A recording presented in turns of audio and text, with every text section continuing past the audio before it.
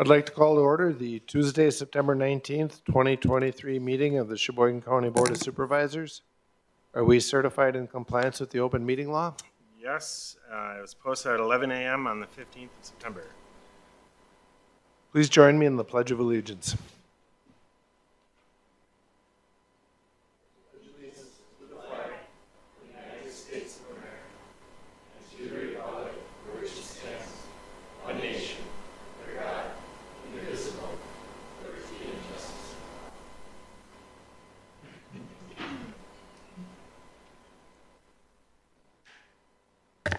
Next is roll call.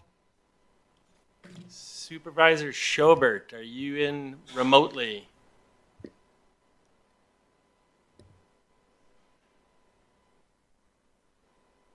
Supervisor Schobert.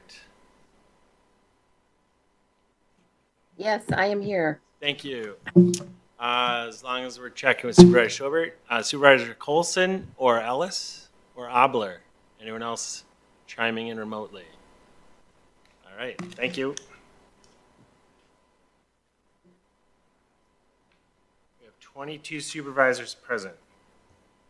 Next is the approval of the August 15th, 2023 journal. Supervisor Brower. Mr. Chair, I would make a motion for approval of the minutes. Thank you, Supervisor Brower. Supervisor Wagner. Thank you, Mr. Chairman. I'll second that. Thank you, Supervisor Wagner. Is there any discussion? Seeing no discussion, please vote. Supervisor Schobert. Aye. Thank you.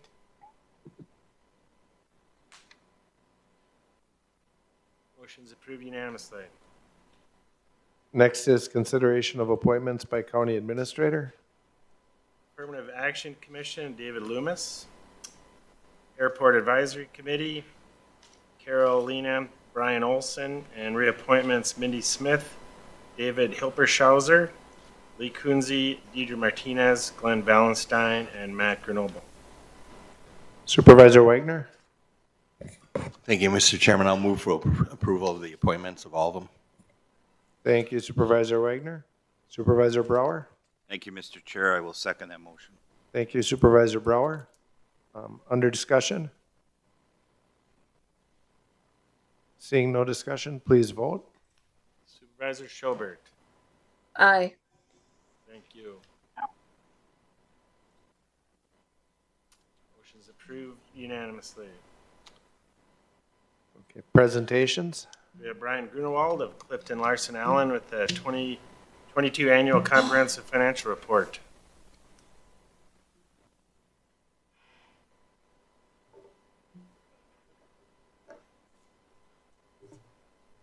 All right, I'm Brian Grunewald with CLA. Thanks for having me here this evening. In terms of the audit discussion and the audit presentation, I just want to remind you that there's two different audit documents, the Annual Comprehensive Financial Report, as well as we also issue what I'm going to refer to as a management communication letter. I believe you've seen those documents, and for purposes of tonight's discussion, just pulling information from both those documents together, just wanted to give you a real high-level overview in terms of the content of those documents. But if anyone does have any questions, please feel free to ask. Okay, and in terms of the agenda, real briefly, just I'm going to walk through and give you an overview of the audit results. Similar to what you've seen in the past, there's a few pieces of key financial information that I'd like to walk through. And then last but not least, just share some information with regards to new standards as we look forward and some additional information that we'll be dealing with in the future and future audits. In terms of the audit and our responsibilities, just want to give you a real brief overview and reminder. In terms of management's responsibilities, management is responsible for the preparation of the financial statements. You're also responsible for the design and implementation of your internal control structure. Essentially, that means how you do things, how you handle cash, how you pay your bills, for example. Our responsibilities as auditors is to express opinions on your financial statements. We do that by evaluating accounting policies and procedures. We perform tests of audit procedures to gain audit evidence. And we also consider the organization's internal control structure. We do not issue an opinion on your internal control structure. Again, that being how things are done. In terms of the results, first starting out with the audit opinion, this is included in your annual comprehensive financial report on pages 1 through 3. The audit opinion is considered to be a clean or unmodified opinion. Essentially means that I believe that your financial statements and your annual comprehensive financial report are complete and accurate and in accordance with our professional standards. And just as a reminder, that is the highest level of assurance that you can receive as part of the audit process. And then in addition, we also do issue a report on internal control. Again, that does not include an opinion, but as part of the audit process, we do consider your internal control structure. We use that for planning purposes, how we design tests for audit purposes. When we do become aware of conditions that we refer to as findings, we are required to communicate those.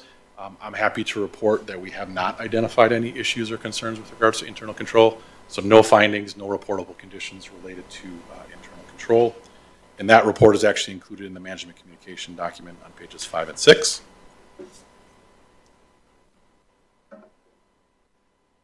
Then just in addition to our review and our audit, the county also voluntarily goes through the process of submitting your financial statements to the Government Finance Officers Association. As part of their review, they've issued their Certificate of Achievement for Excellence in Financial Reporting. So just wanted to acknowledge that. That is included in your annual comprehensive financial report on page 6. And certainly a prestigious award, and it's actually the 9th year that you've received that in a row. So congratulations on that. And based on our review, I fully expect that you will continue to receive that report going forward.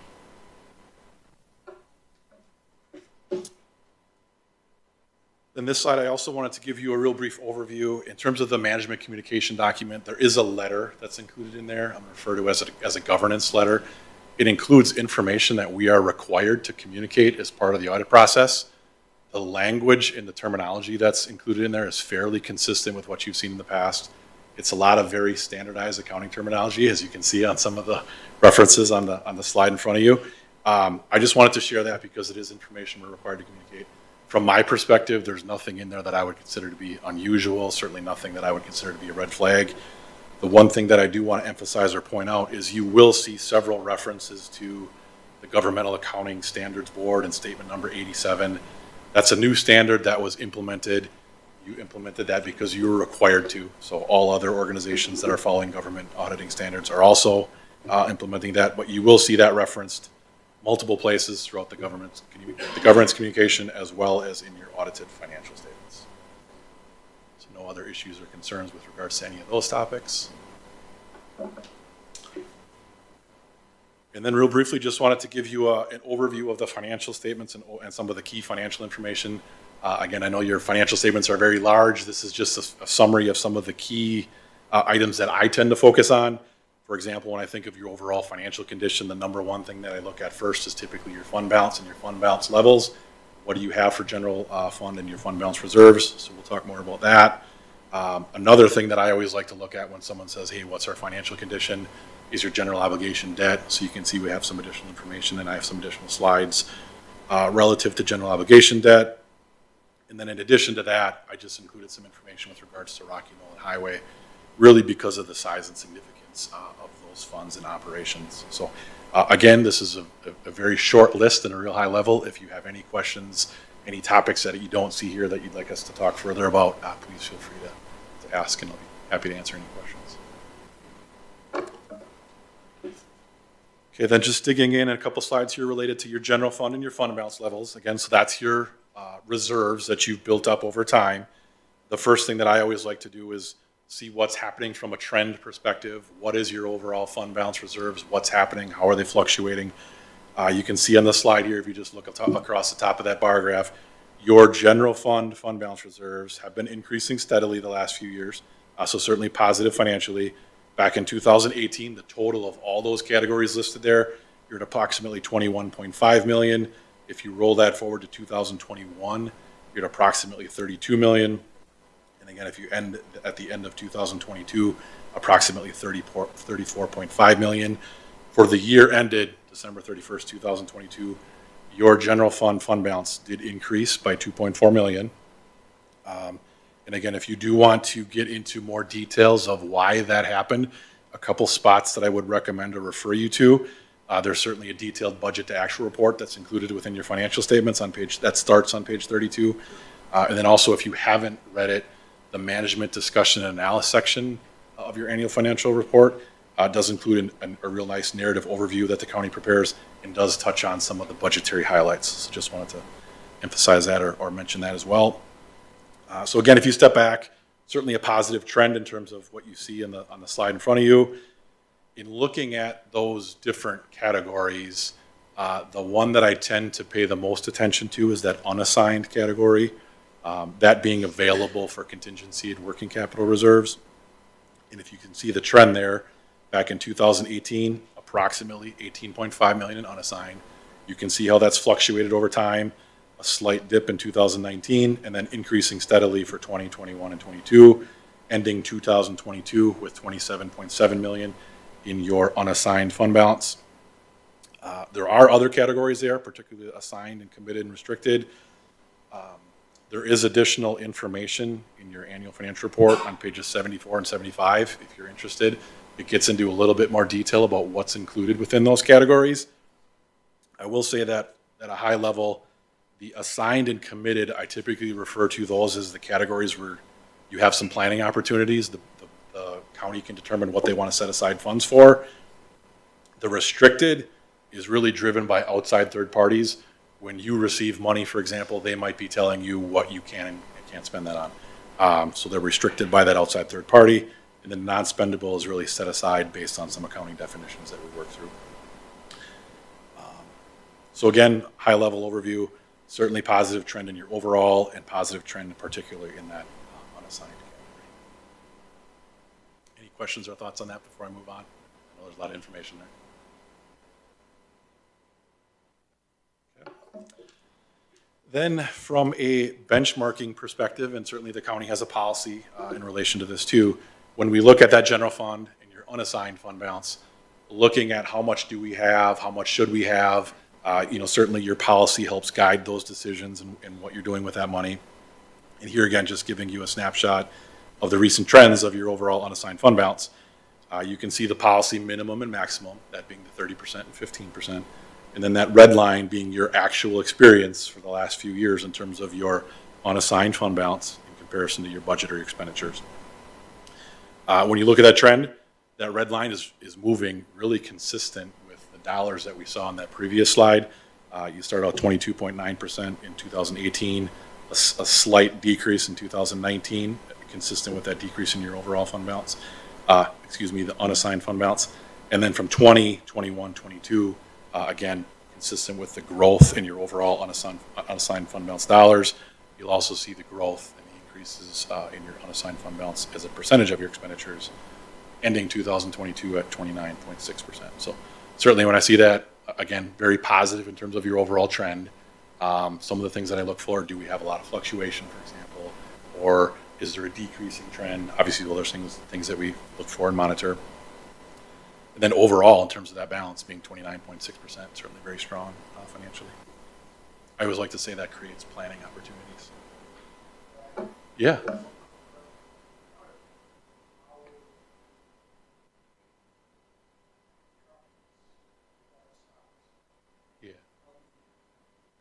Yeah, so maybe just to step back and give you some perspective. I mean, CLA does audit approximately half of the counties within the state.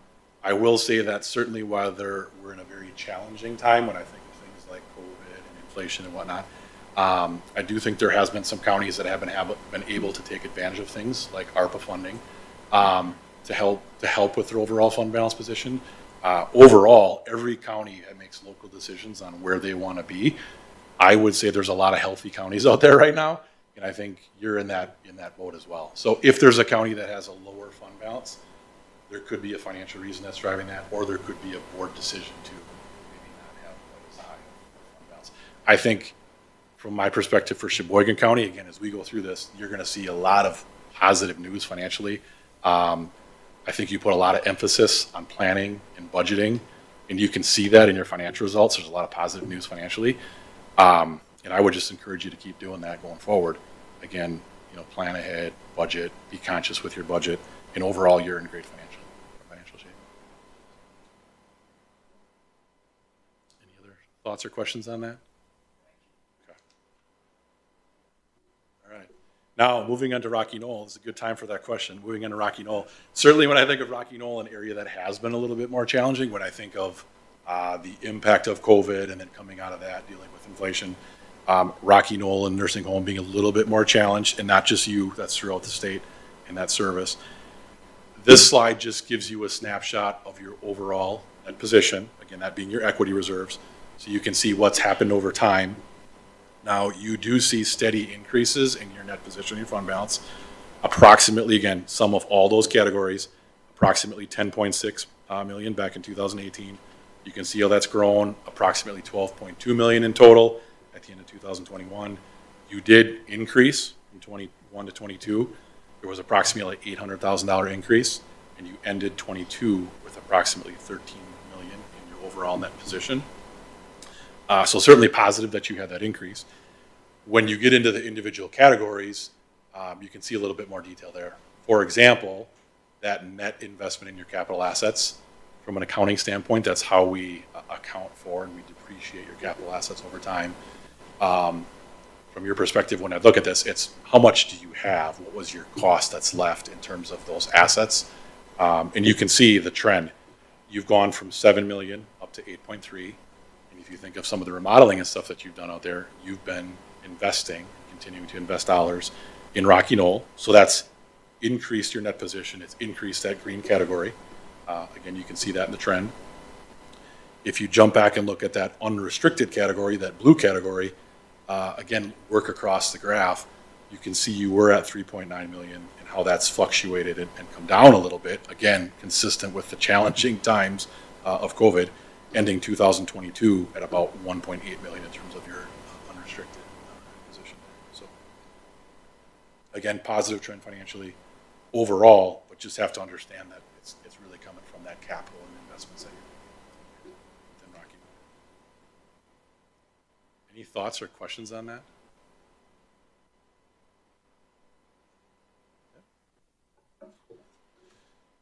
Then I also just wanted to take a step back and look at the net position for highway. So here too, highway, you can see very steady increases overall. If you get into individual categories, your unrestricted category, that blue category, you can see this, I'll say steady increases there as well. For example, 2019, you had approximately 4.2 million.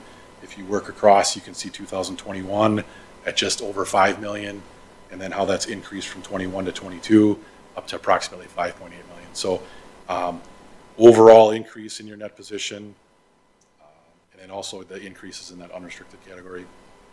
If you relate it to that net investment, just to kind of correlate back to what I said with Rocky Knoll, you know, here too, I see 37.2 million at the end of 2021, 37 million at the end of 2022. Very consistent in terms of your overall net position there. What that tells me is you're continuing to reinvest, for example, buying new trucks. So those are added to your net position. What happens from an accounting standpoint? We depreciate those. So as we depreciate those, you're replacing them, and overall you're fairly consistent.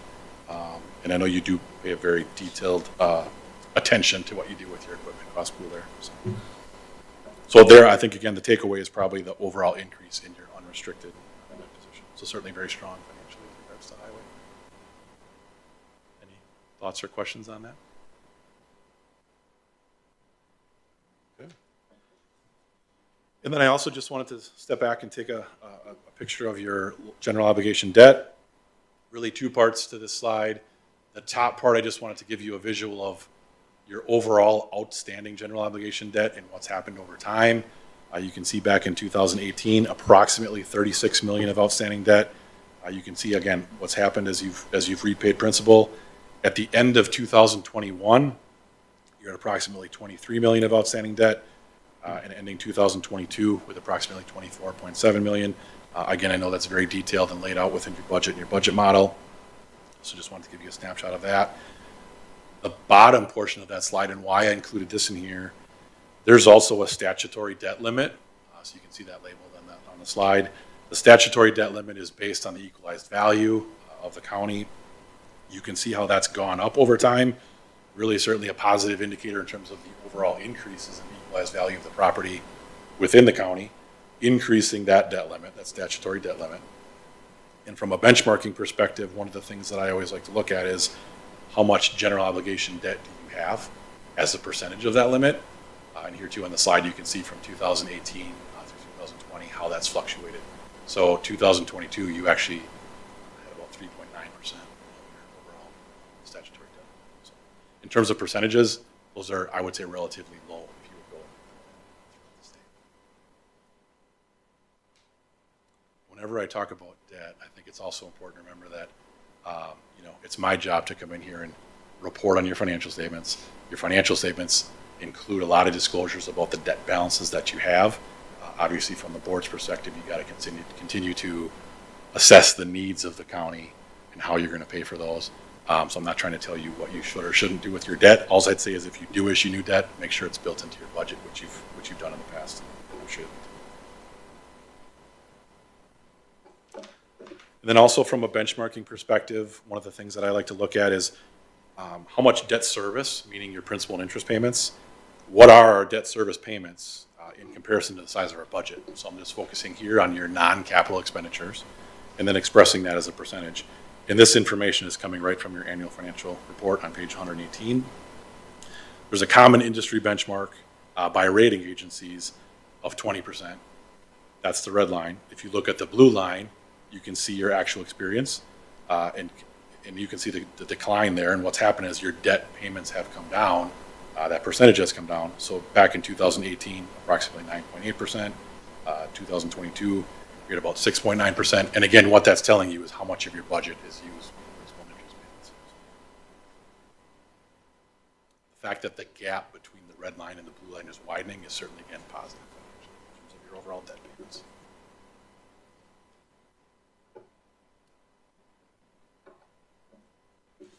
Okay, and then last but not least, again, I did reference new accounting standards. There was a standard that we implemented for this year. So I want to acknowledge your team, your finance department for the assistance in working through that process.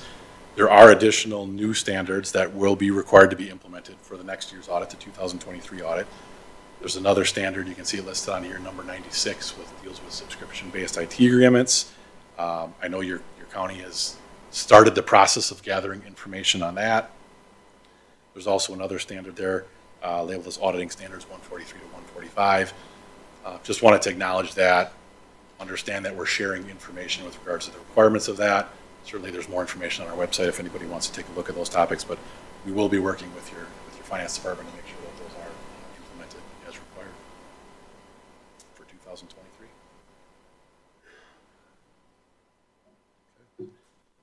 Okay, I know I went through that pretty quickly. Any thoughts, questions, concerns?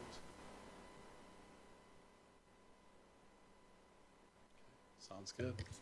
Thank you very much. Thank you.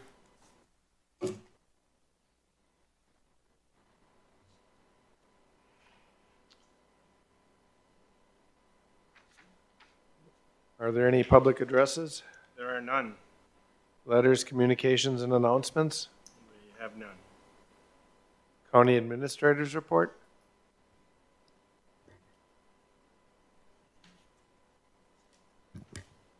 Good evening, everyone. I want to start this evening by saying thank you to Brian, not only for being here this evening to share the results of our financial status, but also for sharing all of the good news. Certainly good to hear that we're in a very positive place financially, so thank you, Brian. And quite fitting, not only the report on our 2022 audit, but the themes of being conscientious and planning fits well with one of the items on the agenda tonight, which is the 5-year capital plan. And so I wanted to just quickly touch on that. So that's resolution number 7. And these are for projects that are over $100,000. The proposal before you tonight is within our bonding limit of $11 million. And I just wanted to touch on a couple of the significant projects that are included in the 5-year capital plan. One of those being the Marsh dam replacement, which is already underway, and I'm pleased to report that that's going well. I don't want to jinx it, but thus far it is on schedule. So pleased with the progress of that project. In addition, one of the other significant projects included in the capital plan is courthouse tuck pointing.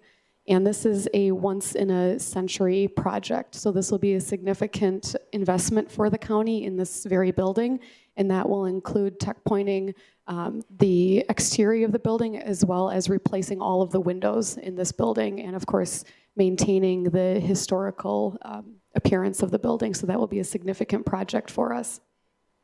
In addition, there's other regular items that we often bond for, such as elevator upgrades, roof replacements, other routine maintenance pieces. In addition, one of the newer projects added to the capital plan is radio upgrades for the sheriff's department. There's a couple projects at the airport with some taxiway and runway projects, and then also equipment and some upgrades at Rocky Knoll. And so I'm pleased to share that all of the projects that are included in the capital plan are responsible requests from our department, and they are needed for maintaining our facilities and being able to provide the quality services to our residents. And next, I wanted to just quickly touch on and recap the Wisconsin Counties Association conference that we just returned from. Myself and 10 of your fellow supervisors were in the Dells for the last 2 days, and actually we just got back a couple hours ago. So hot off the presses, I wanted to just touch on a couple of the highlights from the conference for those who were not able to attend. It was held in Wisconsin Dells this year, and these conferences are a great opportunity to not only hear from speakers and subject matter experts, but also to network with colleagues.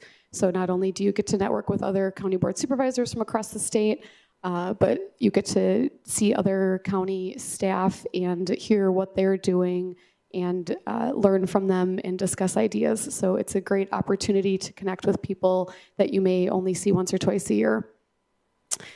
This year they had a number of interesting speakers as part of either breakout sessions or the general conference sessions that everyone attended. That included Governor Thompson, Governor Evers, the DOT Secretary Thompson, and the DNR Secretary Payne. I don't think any of us have ever heard him speak before, so that was new. No. And in addition, today our final General Assembly speaker was a gentleman. He was the former CIA Chief of Counterintelligence, and I thought he had a really great message, and hopefully everyone that attended the conference was able to stay. I know it was the last portion of the day, but he talked about his time as a spy and taking significant risks for the greater good and just a calling to a career in public service. And I thought he had a nice message. It was very interesting. He interjected humor. It's not often that you have a room of hundreds of people and everyone's on the edge of their seat paying attention closely to a speaker, especially as the last session of the day. So I thought he did a really great job. In addition, we got legislative updates. We had a number of breakout sessions covering everything from A to Z related to county government, including cybersecurity, mental health, parliamentary procedure, child care shortages, PFAS, next-gen 911, broadband, transportation, housing, I mean, you name it. They had a really wide variety of topics that you could hear from. And throughout the conference, one of the themes that kept cropping up during the different sessions was really about collaboration, partnerships, working together, et cetera. And so I'm pleased to share that during a number of different instances by a number of different people, Sheboygan County was brought up as a leader in a number of different areas across the state. So I think I share this sentiment with the supervisors. It brings a lot of pride to be at a state convention like that and hear Sheboygan County being talked about as a leader in some of these areas. So overall, it was a great conference. And for supervisors who haven't attended in the past, I encourage you to consider participating in the future. Next year, it will be held in La Crosse, and we, again, are requesting a budget for a number of you to attend. So I encourage you to take that opportunity. And that is the conclusion for my remarks this evening.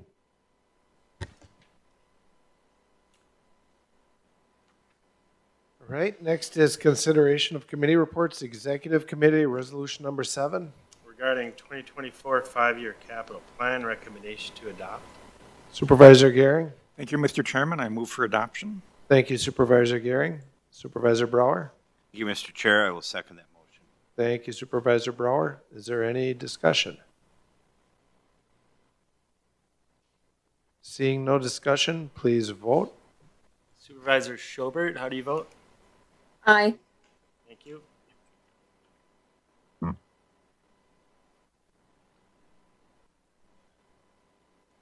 That's approved unanimously. Next is resolution number 8. Regarding authorizing county aid for culvert and bridge replacements in the towns of Holland, Lima, Linden, Mozo, Wilson, and Sheboygan Falls. Recommendation to adopt. Supervisor Wagner. Thank you, Mr. Chairman. I'll move for passage of resolution number 8. Thank you Supervisor Wagner. Supervisor Testrodi. Thank you, Mr. Chairman. I'll second the motion. Thank you Supervisor Testrodi. Is there any discussion? Seeing no discussion, please vote. Supervisor Schobert, how do you vote? Aye. Thank you. Resolution number 8 is approved unanimously. Ordinance number 5. Regarding modifying fee schedule of the medical examiner in Chapter 96, recommendation to enact. Supervisor Gehring. Thank you, Mr. Chairman. I move to enact. Thank you Supervisor Gehring. Supervisor Jorgensen. I second that motion. Thank you Supervisor Jorgensen. Is there any discussion? Seeing no discussion, please vote. Supervisor Schobert, I vote aye. thank you. Motion is also approved unanimously. All right, under resolutions introduced, resolution number 9. From Finance Committee regarding authorizing the issuance and sale of 10.9 million of general obligation promissory notes. Resolution number 9 will go to executive committee. Resolution number 10. From Prey regarding authorizing application for DNR surface water grant. Resolution number 10 will go to finance. And resolution number 11. Also from Prey regarding accepting donation of property to be added to the Sheboygan County Broughton Marsh. Resolution number 11 will go to executive. Ordinance is introduced. Ordinance number 6. From Finance regarding amending Chapter 4, the investment policy and procedures. Ordinance number 6 will go to executive. Next, Supervisor Testrodi. Move to adjourn. Thank you, Supervisor Testrodi. Supervisor Brower. Thank you, Mr. Chairman. I will second the motion. Thank you, Supervisor Brower. Please vote. Supervisor Schobert, Aye. thank you and good night. We are Adjournment adjourned. passed unanimously.